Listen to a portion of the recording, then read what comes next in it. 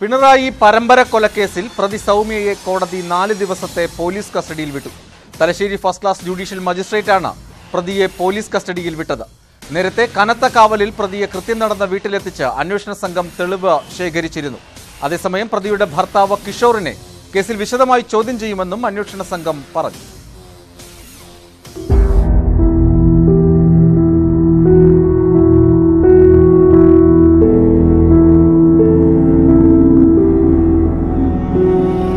Thalassery police സ്റ്റേഷനിൽ നിന്നും ഉച്ചയ്ക്ക് 2:30 സൗമ്യയെ വീട്ടിൽ തെളിവെടുപ്പിനെത്തിച്ചത്. വിവരമറിഞ്ഞ് നൂറുകണക്കിന് ആളുകൾ തടിച്ചുകൂടി.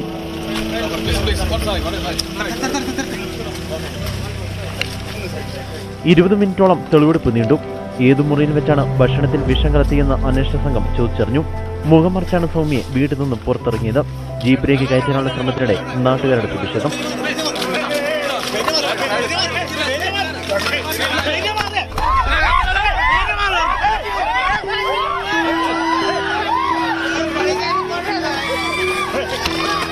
കൊലപാതകത്തിന്റെ ഞെട്ടിൽ വിട്ടുമാറിയിട്ടില്ലെന്നായിരുന്നു സൗമ്യയുടെ കുടുംബാംഗങ്ങളുടെ പ്രതികരണം. നമുക്ക് വല്ലാതെ ആ പ്രയാസം അനുഭവിക്കുകയാണ് എല്ലാവരും. കാരണം നാടിൽ നിന്നെടുക്കി നമ്മളെ കുടുംബത്തിനും ഇങ്ങനെയൊരു ദുരന്തം വന്നതിൽ വല്ലാതെ പ്രയാസം ഉണ്ട്.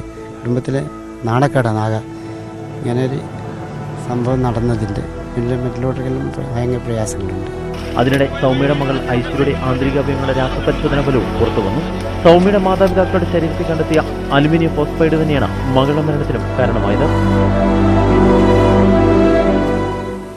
അന്വേഷണ ഉദ്യോഗസ്ഥരുടെ ചുവട് പിഴയ്ക്കാത്ത നീക്കങ്ങളാണ് പിണറായിയിലെ പരമ്പര കൊലയാളിയെ കുരുക്കിയത്. പ്രതിക്കൊപ്പം നിന്ന് സഹതാപം ചൊരിഞ്ഞാണ് അന്വേഷണ ഉദ്യോഗസ്ഥർ സിനിമാ കഥയെ വെല്ലുന്ന കൊലപാതക പരമ്പരയുടെ ചുരുളഴിച്ചത്.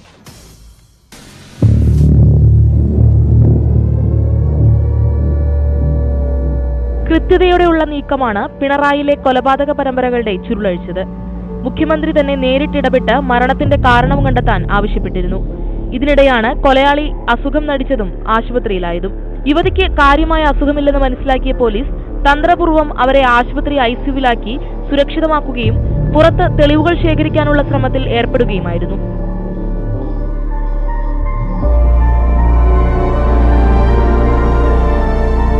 യുവതിയുമായി അടുപ്പമുള്ള യുവാക്കളെ മണിക്കൂറുകളോളം ചോദ്യം ചെയ്തതിൽ നിന്നും നിർണായക വിവരങ്ങൾ അന്വേഷണ സംഘത്തിന് ലഭിക്കുകയും ചെയ്തു. മാതാപിതാക്കളുടെ പോസ്റ്റ്മോർട്ടം റിപ്പോർട്ട് പോലീസ് പരിശോധിച്ചു. പരിശോധനാ ഫലത്തിലും പ്രശ്നങ്ങൾ കണ്ടതോടെ പരമ്പര കൊലയാണ് പിണറായിയിൽ അരങ്ങേറിയതെന്ന് പോലീസ് ഉറപ്പിക്കുകയായിരുന്നു.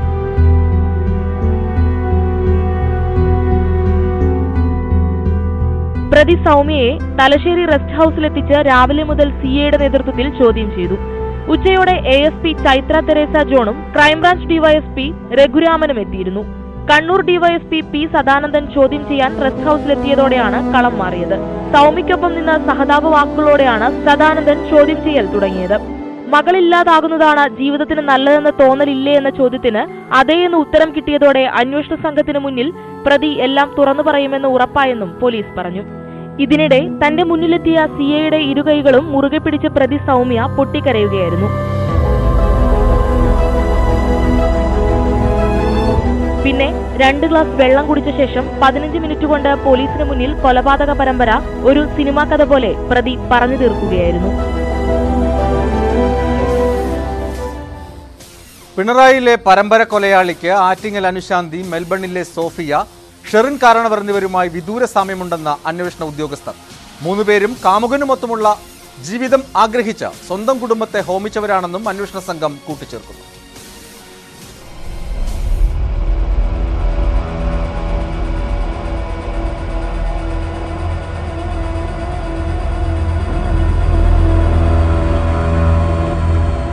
പിണറായിയിലെ സൗമ്യയ്ക്ക് ആറ്റിങ്ങൽ അനുശാന്തിയും മെൽബണിലെ സോഫിയയുമായി സമാനതകൾ ഏറെയുണ്ടെന്നാണ് വിലയിരുത്തൽ.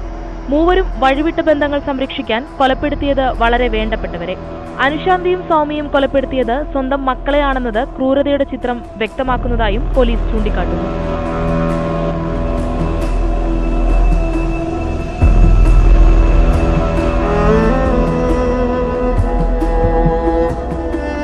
അവിഹിത ബന്ധം സംരക്ഷിക്കാനായി പിണറായിയിൽ സൗമ്യ മകൾക്കും മാതാപിതാക്കൾക്കും ഭക്ഷണത്തിൽ എലിവിഷം നൽകി കൊലപ്പെടുത്തുകയായിരുന്നു.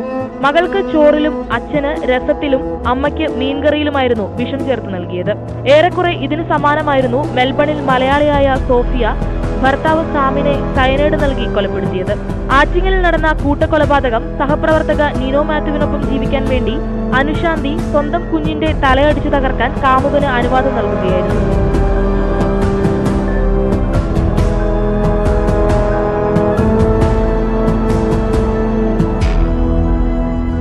ആറ്റിങ്ങൽ ആലങ്കോട് തങ്കപ്പൻ ചെട്ടിയാരുടെ ഭാര്യ ഓമന, പേരക്കുട്ടി സ്വസ്തിക എന്നിവരാണ് ആറ്റിങ്ങൽ കൊലപാതകത്തിന്റെ ഇരകൾ. അനുശാന്തിയുടെ ഭർത്താവ് ലിജീഷിനും അന്ന് വെട്ടേറ്റിരുന്നു. ഇരട്ടക്കൊലക്കേസിലെ ഒന്നാം പ്രതി നിനോ മാത്യുവിനെ കോടതി മരണം വരെയും തൂക്കിലേറ്റാൻ വിധിച്ചു. ഇരുവർക്കും 65 ലക്ഷം രൂപ പിഴയും വിധിച്ചിരുന്നു. പിഞ്ചുകുഞ്ഞിനെ കൊലപ്പെടുത്താൻ കൂട്ടുനിന്ന അനുശാന്തി മാതൃത്വത്തിന് തന്നെ അപമാനമാണെന്ന് കോടതി നിരീക്ഷിച്ചിരുന്നു.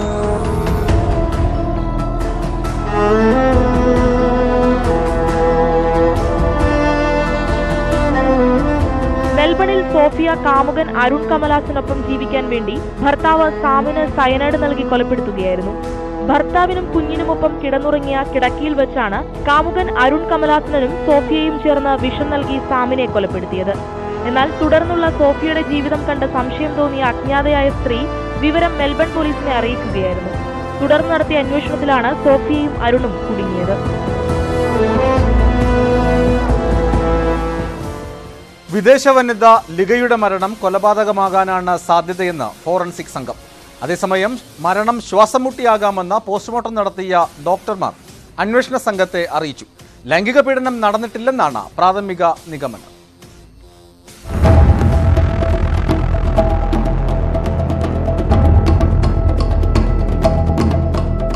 ലിഗ കൊല്ലപ്പെട്ടതാകാനുള്ള സാധ്യത വർദ്ധിപ്പിക്കുന്നതാണ് തിരുവനന്തപുരം മെഡിക്കൽ കോളേജിലെ ഫോറൻസിക് ഡോക്ടർമാർ പോലീസിനെ അറിയിച്ച നിഗമനങ്ങൾ. ശ്വാസം മുട്ടിയാകാം മരണമെന്നും ഇത് സ്ഥിരീകരിക്കാനുള്ള പരിശോധനകൾ നടക്കുന്നുവെന്നുമാണ് പോസ്റ്റ്മോർട്ടം ചെയ്ത ഡോക്ടർമാർ വാക്കാൽ അറിയിച്ചത്. രാസപരിശോധനാ ഫലം ലഭിച്ചാൽ മാത്രമേ ഇക്കാര്യത്തിൽ അന്തിമ നിഗമനത്തിലെത്താൻ കഴിയൂ.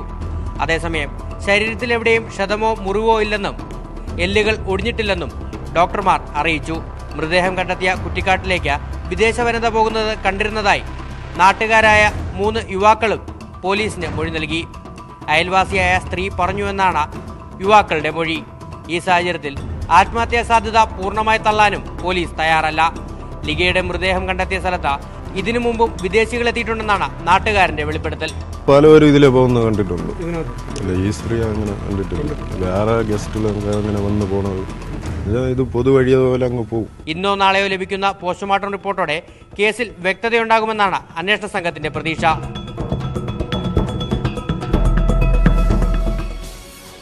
ലിഗയുടെ മൃതദേഹം കണ്ടെത്തിയ കണ്ടൽക്കാട്ടിൽ ലഹരി ഉപയോഗിക്കുന്നവർ എത്താറുണ്ടെന്ന് പ്രദേശത്തെ ഏക താമസക്കാരൻ വെളിപ്പെടുത്തി. വിദേശികളും വന്നു പോകാറുണ്ടെന്ന് ഫിറോസ് ഖാൻ പറഞ്ഞു.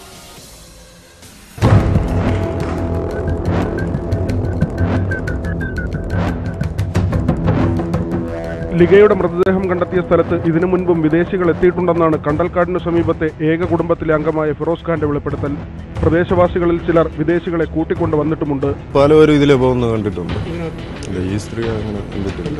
വേറെ ഗസ്റ്റുകൾ അങ്ങനെ വന്നു പോണത് ഇത് പൊതുവഴിയതുപോലെ അങ്ങ് പോകും. കണ്ടൽക്കാടിൽ ആദ്യമെത്തിയ വിദേശി ലിഗയല്ലെന്ന വസ്തുതയാണ് ഫിറോസ് ഖാന്റെ വെളിപ്പെടുത്തലോടെ വ്യക്തമാകുന്നത്. ലഹരിമരുന്ന് ഉപയോഗം സംബന്ധിച്ച പരാതിയിൽ നേരത്തെ പോലീസ് ഇവിടെ നിന്ന് ചിലരെ പിടികൂടിയിരുന്നു. എന്നാൽ ലിഗയെ കാണാതായെന്ന പരാതി ലഭിച്ചിട്ടും പോലീസ് ഇവിടെ എത്തിയില്ല. വെള്ളാണിച്ച് ഇതിലെ വള്ളം വിളിച്ചു പോകണം ഇവിടെ നിന്ന് മര്യാദയ്ക്കെന്ന് പറഞ്ഞു. ഇതിനകത്ത് പെണ്ണുങ്ങളുള്ളതിന് ഇങ്ങനെ നടന്ന് വിളിക്കില്ല. ഇവിടെ വഴക്കിലായി അങ്ങനെ ഒരു കൊണ്ട് പെറ്റീഷൻ കൊടുത്ത് അങ്ങനെ പോലീസ് ഇവിടെ വന്ന സമയത്തെല്ലാം ഒഴിച്ചു പോയി. ഇവിടെ ഇരുന്ന് ബൈക്കിലത്രയും പോലീസ് ജീപ്പിൽ തന്നെ കയറ്റിക്കൊണ്ട് ലാസ്റ്റ് അവരൊക്കെ പോയി സ്റ്റേഷൻ മുഖേനയാണ് വണ്ടി ഇറക്കിയത്. ലിഗയുടെ പോസ്റ്റ്മോർട്ടം റിപ്പോർട്ട് പ്രത്യേക മെഡിക്കൽ സംഘം പോലീസിന് കൈമാറുന്നത് വൈകും. രാസപരിശോധനാ ഫലം വൈകുന്നതാണ് കാരണം. 16-കാരിയെ ബലാത്സംഗം ചെയ്ത കേസിൽ വിവാദ ആൾദൈവം ആസാറാം ബാപ്പുവിന് ജീവപര്യന്തം തടവ് ശിക്ഷ. കേസിലെ മറ്റ് 2 പ്രതികൾക്ക് ജോധ്പൂർ കോടതി 20 വർഷം വീതം തടവ് ശിക്ഷ വിധിച്ചു. കോടതി വിധിയിൽ സന്തോഷമുണ്ടെന്നും നീതി ലഭിച്ചുവെന്നും പെൺകുട്ടിയുടെ പിതാവ് പറഞ്ഞു.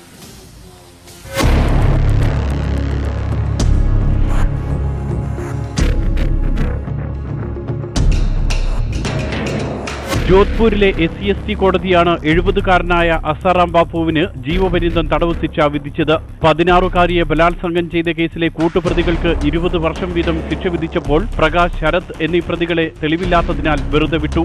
ജീവപര്യന്തം ലഭിച്ചതറിഞ്ഞ് ആസാറാം കോടതിയിൽ കുഴഞ്ഞു വീണു. ജയിലിലേക്ക് കൊണ്ടുപോകുന്നത് ഒഴിവാക്കാനുള്ള തന്ത്രമായിരുന്നു ഇത്. ഡോക്ടർമാർ പ്രാഥമിക പരിശോധന നടത്തി ആരോഗ്യനില തൃപ്തികരമാണെന്ന് വിലയിരുത്തി. 2013 കേസിനാസ്പദമായ സംഭവം നടന്നത്. UP സ്വദേശിനിയായ പെൺകുട്ടിയെ മനായി ആശ്രമത്തിൽ വെച്ച് അസാറാം ബാപ്പു ബലാത്സംഗം ചെയ്തു എന്നാണ് കേസ്. കേസ് അട്ടിമറിക്കാനുള്ള നിരവധി രാഷ്ട്രീയ ഇടപെടലുകളെ അതിജീവിച്ചുകൊണ്ടാണ് വിചാരണ പൂർത്തിയാക്കി കോടതി വിധി പുറപ്പെടുവിച്ചത്. വിധിയിൽ സന്തോഷമുണ്ടെന്നും മകൾക്ക് നീതി ലഭിച്ചുവെന്നും പെൺകുട്ടിയുടെ പിതാവ് പറഞ്ഞു. കോടതി വിധിയെ തുടർന്ന് അക്രമങ്ങൾ ഉണ്ടായേക്കാമെന്ന വിവരത്തെ തുടർന്ന് കനത്ത സുരക്ഷയാണ് ഏർപ്പെടുത്തിയിരുന്നത്. മാധ്യമങ്ങളെപ്പോലും കോടതിയിലേക്ക് പ്രവേശിപ്പിച്ചില്ല. കോടതി വിധിക്കെതിരെ മേൽക്കോടതിയിൽ അപ്പീൽ നൽകുമെന്ന് അസാറാം ബാപ്പുവിന്റെ അഭിഭാഷകൻ പ്രതികരിച്ചു. കോടതി വിധിയെ തുടർന്ന് രാജസ്ഥാന്റെ വിവിധ ഭാഗങ്ങളിൽ അസാറാം ബാപ്പുവിന്റെ അനുയായികൾ പ്രതിഷേധം സംഘടിപ്പിച്ചു. ശക്തമായ ഇടപെടലോടെയാണ് പോലീസ് ഇവരെ നിയന്ത്രിച്ചത്.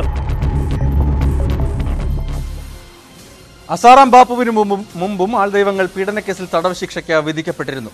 അവരിൽ ചിലരാണ് സ്വാമി പ്രേമാനന്ദയും സന്തോഷ് മാധവനും വികാസ് ജോഷിയും.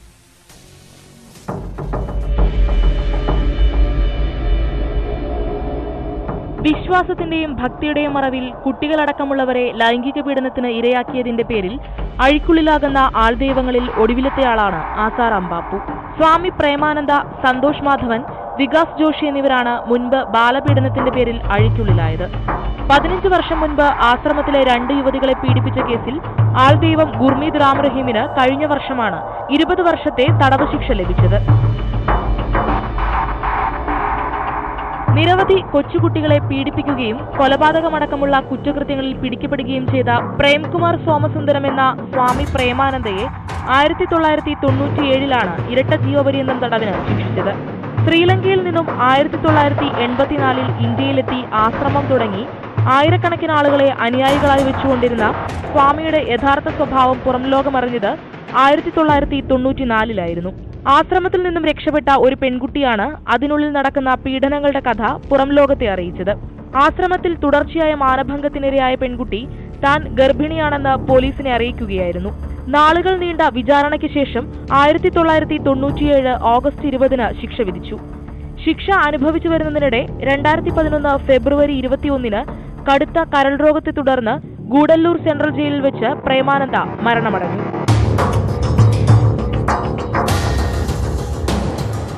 മലയാളിയായ സന്തോഷ് മാധവൻ എന്ന സ്വാമി അമൃത ചൈതന്യയാണ് മറ്റൊരു വിവാദ സ്വാമി. 2 പെൺകുട്ടികളെ പീഡിപ്പിച്ച കേസിൽ 2009 സന്തോഷ് മാധവന് ശിക്ഷ ലഭിച്ചത്. കുട്ടികളുടെ അശ്ലീല ചിത്രം പകർത്തി ഭീഷണിപ്പെടുത്തിയായിരുന്നു പീഡനം. 2004 മുതൽ ഇന്റർപോൾ തേടുന്ന പ്രതിയുമായിരുന്നു സ്വാമി. 16 വർഷമാണ് സന്തോഷ് മാധവന് ലഭിച്ച ശിക്ഷ.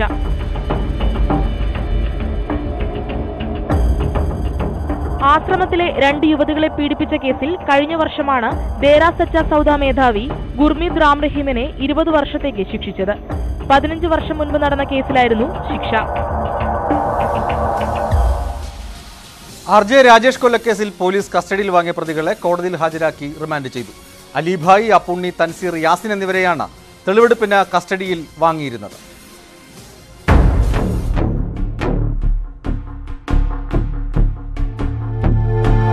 യാസിനെ ബംഗളൂരുവിലെത്തിച്ചും അപ്പുണ്ണിയെ ചെന്നൈയിലെത്തിച്ചും തെളിവെടുത്തിരുന്നു. കഴിഞ്ഞ ദിവസം കായംകുളം, കരുനാഗപ്പള്ളി എന്നിവിടങ്ങളിലും തെളിവെടുപ്പ് നടന്നു.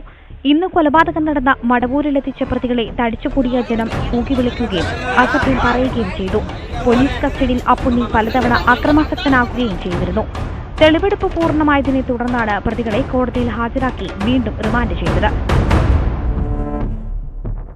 കൊലപാതകത്തിന് ഉപയോഗിച്ച വാളുകൾ, കൃത്യസമയത്ത് പ്രതികൾ ധരിച്ചിരുന്ന വസ്ത്രങ്ങൾ, മൊബൈൽ ഫോണുകൾ, സഞ്ചരിക്കാൻ ഉപയോഗിച്ച കാർ എന്നിവയാണ് പ്രധാന തെളിവുകൾ.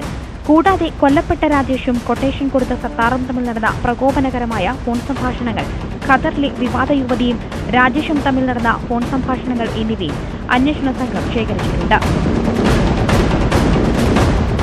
കൊലപാതകത്തിന് ദൃക്സാക്ഷിയായ കുട്ടനാണ് കേസിലെ പ്രധാന സാക്ഷി. തിരിച്ചറിയൽ പരേഡിനിടെ കൃത്യത്തിൽ പങ്കെടുത്ത എല്ലാ പ്രതികളെയും തിരിച്ചറിഞ്ഞിരുന്നു.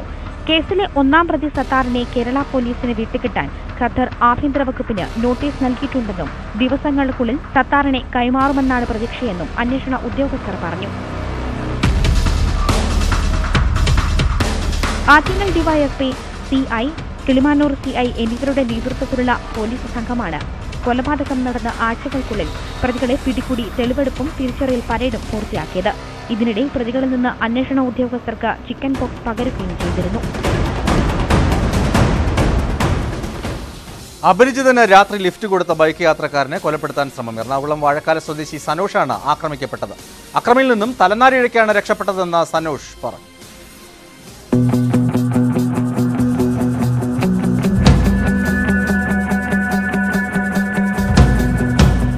കഴിഞ്ഞ ദിവസം രാത്രി കണ്ടെയ്നർ റോഡിൽ വൈപ്പിൻ പുതിയ പാലം എത്തിയപ്പോഴാണ് വികലാംഗൻ സനോഷിന്റെ ബൈക്കിന് കൈകാണിച്ചത്.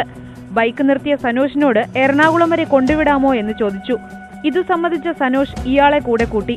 പകുതി ദൂരം എത്തിയപ്പോഴേക്കും ഇയാൾ സനോഷിനെ ആക്രമിച്ചു. എന്നിട്ട് നമ്മൾ രണ്ടുപേരും പോകുന്ന വഴിയിൽ പുള്ളി എന്നോട് ചോദിച്ചു എവിടെ പോകുന്നു എന്ന് ചോദിച്ചു.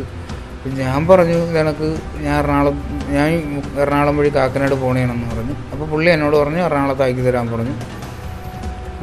അങ്ങനെ സംസാരിച്ച് വന്നു. ഗോശ്രീ കാളമുക്കെത്തി.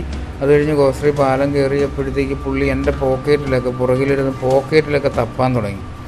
അപ്പോൾ തപ്പാൻ തുടങ്ങിയപ്പോൾ എനിക്കൊരു ഞാൻ അങ്ങനെ അസ്വാഭാവികതയൊന്നും അപ്പം തോന്നിയില്ല. പിന്നെ ഗോശ്രീ പാലം കഴിഞ്ഞ് അവിടുത്തെ പുതിയ ബ്രിഡ്ജ് കയറി വരുന്ന വഴിയിൽ വീണ്ടും പുള്ളി എൻ്റെ പോക്കറ്റിലെടുത്തു. പുള്ളിയുടെ അടുത്ത് ഞാൻ പറഞ്ഞു ചേട്ടാ ഒന്ന് ബാക്കോട്ടിരിക്കാൻ പറഞ്ഞിരുന്നു. രണ്ടാമത് തപ്പി പിന്നും പുള്ളി ഇതണക്ക് തന്നെ വീണ്ടും തപ്പി ഇങ്ങനെ പരിശോധിച്ച് നോക്കിയതാണോ ഇനിയിപ്പോൾ വേറെ എന്തെങ്കിലും ആണോ എന്ന് എനിക്ക് അന്നേരത്ത് അറിയില്ലായിരുന്നു.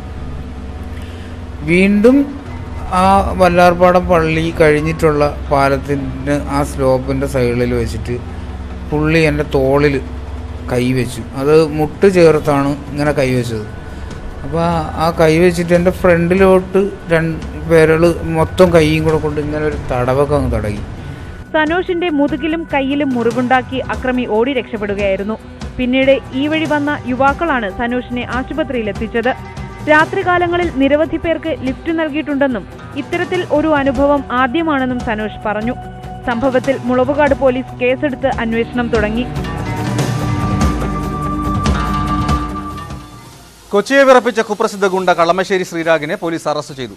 വിഷുദിവസം രാത്രി വഴിയാത്രക്കാരനെ വെട്ടിക്കൊല്ലാൻ ശ്രമിച്ച കേസിലാണ് അറസ്റ്റ്. ഗുണ്ട ആക്രമണത്തിന്റെ CCTV ദൃശ്യങ്ങൾ നേരത്തെ പുറത്തുവന്നിരുന്നു.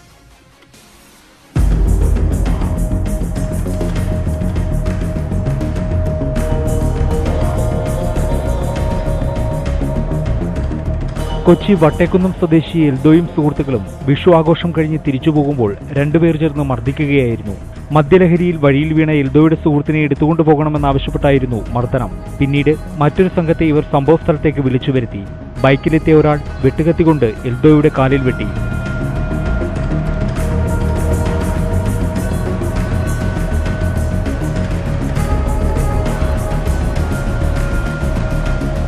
സമീപത്തുള്ള സ്ഥാപനത്തിലെ CCTVയിൽ ആക്രമിച്ചവരുടെ ദൃശ്യങ്ങൾ വ്യക്തമാണെങ്കിലും പോലീസ് പ്രതികളെ പിടികൂടിയിട്ടില്ല.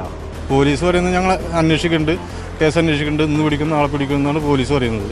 എന്നാൽ കളമശ്ശേരി സ്വദേശികളായ ശ്രീരാഗ്, ഷൈജൻ തുടങ്ങി 5 പേർക്കെതിരെ കേസെടുത്തിട്ടുണ്ടെന്നാണ് പോലീസ് വിശദീകരണം.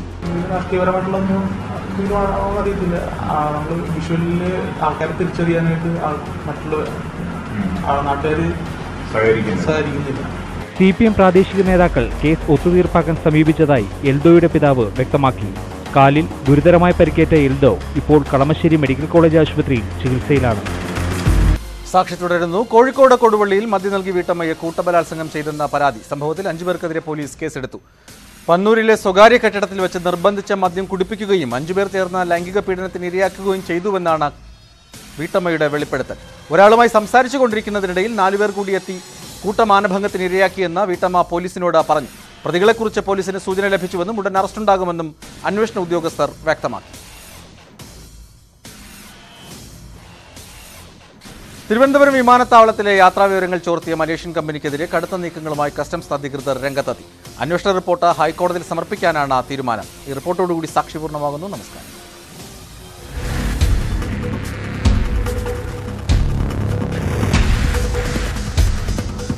തിരുവനന്തപുരം അന്താരാഷ്ട്ര വിമാനത്താവളത്തിലെ ഡ്യൂട്ടി ഫ്രീ ഷോപ്പ് നടത്തിപ്പുകാരാണ് പ്ലസ് മാക്സ് എന്ന മലേഷ്യൻ കമ്പനി. ഡ്യൂട്ടി ഫ്രീ ഷോപ്പിന്റെ മറവിൽ 6 കോടിയോളം രൂപയുടെ വിദേശമദ്യം കമ്പനി കടത്തിയെന്ന് നേരത്തെ കണ്ടെത്തിയിരുന്നു. ഇതിനു പുറമെയാണ് തിരുവനന്തപുരം വഴി യാത്ര നടത്തിയ 13,000-ഓളം പേരുടെ വിശദാംശങ്ങൾ കമ്പനി ചോർത്തിയെന്ന് കസ്റ്റംസ് കണ്ടെത്തിയത്. ഇത് സംബന്ധിച്ച് ദേശീയ അന്വേഷണ ഏജൻസി അന്വേഷണം നടത്തണമെന്ന് കസ്റ്റംസ് കമ്മീഷണർ സുമിത് കുമാർ കേന്ദ്ര സർക്കാരിനോട് ആവശ്യപ്പെട്ടിട്ടുണ്ട്. കസ്റ്റംസ് നടത്തിയ അന്വേഷണ റിപ്പോർട്ട് അടുത്ത ദിവസം ഹൈക്കോടതിയിൽ സമർപ്പിക്കും. ഗുരുതരമായ തട്ടിപ്പ് തെളിഞ്ഞതിനെ തുടർന്ന് മലേഷ്യൻ കമ്പനിയുടെ ലൈസൻസ് റദ്ദ് ചെയ്തിരുന്നു. യാത്രക്കാരുടെ പാസ്പോർട്ട് വിവരങ്ങൾ ചോർത്തിയത് രാജ്യസുരക്ഷയെ ബാധിക്കുന്നതാണെന്നാണ് കസ്റ്റംസ് കണ്ടെത്തൽ.